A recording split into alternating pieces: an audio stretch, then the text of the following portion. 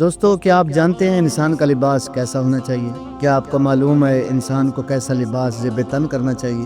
آپ نے اکثر سنا ہوگا پاک و پاکیزہ اور عمدہ لباس پہننا سنت نبوی ہے۔ ان تمام سوالوں کے جواب جاننے کے لیے ویڈیو کے اینڈ تک جڑے رہیں۔ ویڈیو شروع کرنے سے پہلے تمام دوستوں سے گزارش ہے کہ میرے چینل کو سبسکرائب اور لائک اور بیل آئیکن کو دبا دیں تاکہ نئی آنے والی ویڈیو کا نوٹیفیکیشن آپ کو ملتا رہے۔ تو چلو ویڈیو شروع کرتے ہیں۔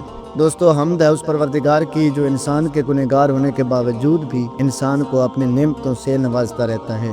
جناب امیر علی علیہ السلام کا ارشاد گرامی ہے کہ مومن کے لیے ضروری ہے کہ وہ اپنے بھائیوں کے سامنے اچھا اور صاف ستھرا لباس پہن کر جائے، جس طرح کہ وہ آج نبی لوگوں کے سامنے بہترین لباس زیب تن کر کے جاتا ہے، تاکہ اس کی شخصیت میں نکھار پیدا ہو اور اسے عزت کی نگاہ سے دیکھا جائے۔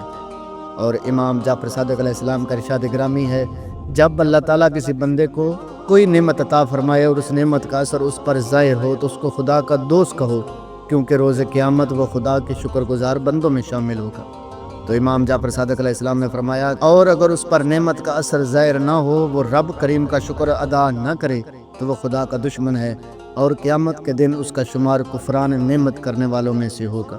دوستو، ایک اور حدیث میں امام جعفر صادق علیہ السلام کا فرمان ہے کہ خدا وند کریم زینت اور اظہار نعمت کو پسند کرتا ہے، اور زینت کو ترک کرنے اور برے حال کے اظہار کو قطعی طور پر ناپسند کرتا ہے۔ خدا چاہتا ہے کہ وہ اپنی نعمت کا اثر اپنے بندوں میں اس طرح دیکھے کہ وہ بہترین لباس پہنیں، اچھی خوشبو استعمال کریں، مکان کی سجاوٹ کریں، گھر کو صاف رکھیں اور سورج غروب ہونے سے پہلے روشنی کا اہتمام کریں۔ اس سے تنگ دستی دور ہوتی ہے اور رزق میں اضافہ ہوتا ہے۔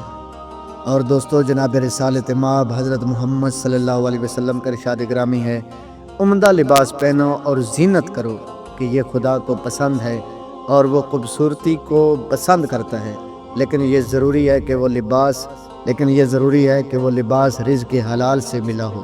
اور دوستو، ایک اور روایت میں ملتا ہے، عبداللہ بن حلال سے روایت ہے، میں حضرت امام رضا علیہ السلام کی خدمت میں حاضر ہوا اور عرض کی، لوگوں کو وہ لوگ بہت اچھے لگتے ہیں جو سادہ کھانا کھاتے ہیں، قدر کا لباس پہنتے ہیں اور انتہائی سادگی کے ساتھ زندگی بسر کرتے ہیں۔ امام علی مقام نے ارشاد فرمایا، اے عبداللہ، کیا تم نہیں دیکھتے کہ حضرت یوسف علیہ السلام پیغمبر بھی تھے اور پیغمبر کے بیٹے بھی؟ اس کے باوجود وہ ریشمی قبائیں زیب تن فرمایا کرتے تھے جس میں سونے کی تاریں جڑی ہوئی تھی۔ آپ آل فرعون کے دربار میں بیٹھے تھے، لوگوں کے درمیان فیصلے کرتے تھے، عوام کو آپ کے لباس سے کوئی غرض نہ تھی۔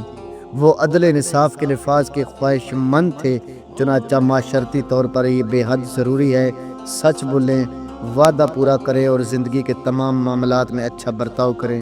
بے شک اللہ تعالیٰ نے کسی کو بھی حلال حرام نہیں کیا اور حرام کو حلال نہیں کیا۔ اس میں کوئی فرق نہیں کہ وہ چیز تمہاری ہو یا زیادہ ہو